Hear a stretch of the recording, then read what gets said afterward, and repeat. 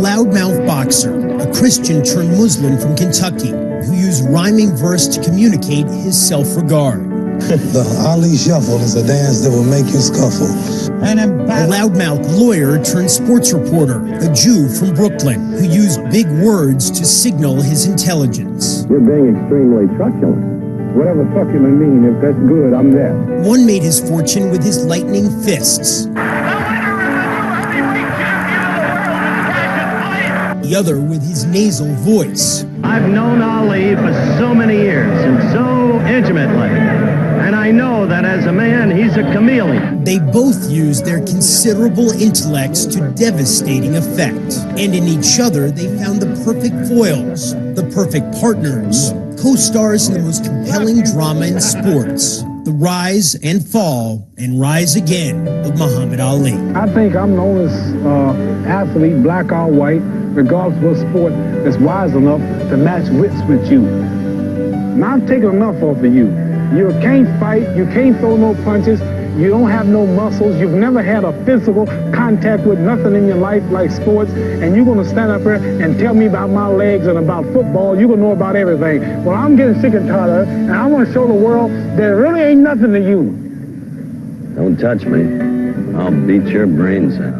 In Sound and Fury, his book about the Muhammad Ali-Howard Cosell relationship, Dave Kindred quoted Edith Wharton, who said, "There are two ways of spreading light, to be the candle or the mirror that reflects it."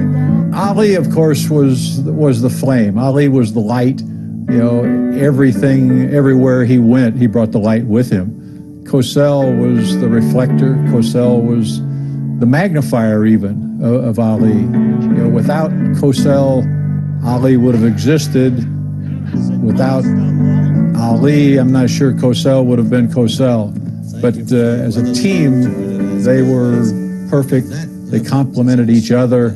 They worked hand in hand better than anybody I've ever seen. In 1967, when Ali refused induction in the armed forces, declaring himself a conscientious objector, Cosell was there. We have borne witness, in effect, to a different kind of requiem for a heavyweight. And when Ali's championship was taken from him, Cosell stood not quite alone, but in the minority, against the torrent of Ali detractors. Cosell, a major in the U.S. Army during World War II, believed that Ali had the constitutional right to decline service. And he was never on record as saying he agreed with him. He just agreed that he had that right as an American. When Ali finally returned from exile after 4 years, Cosell was there to welcome him back. We had enough of that for the past, I think, 6 years. You should have enough of me by now. I haven't had enough of you by now. Apparently, I'm going to have a lot more of you. Statement? No.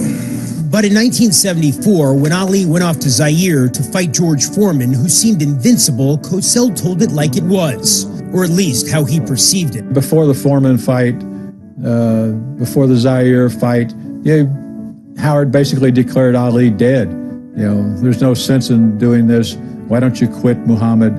You come to Africa talking like that. You're the minority in Africa, but you're the majority over here. I'll get you in Africa, you and George. I got something for you both in Africa. Oh, he's making me laugh.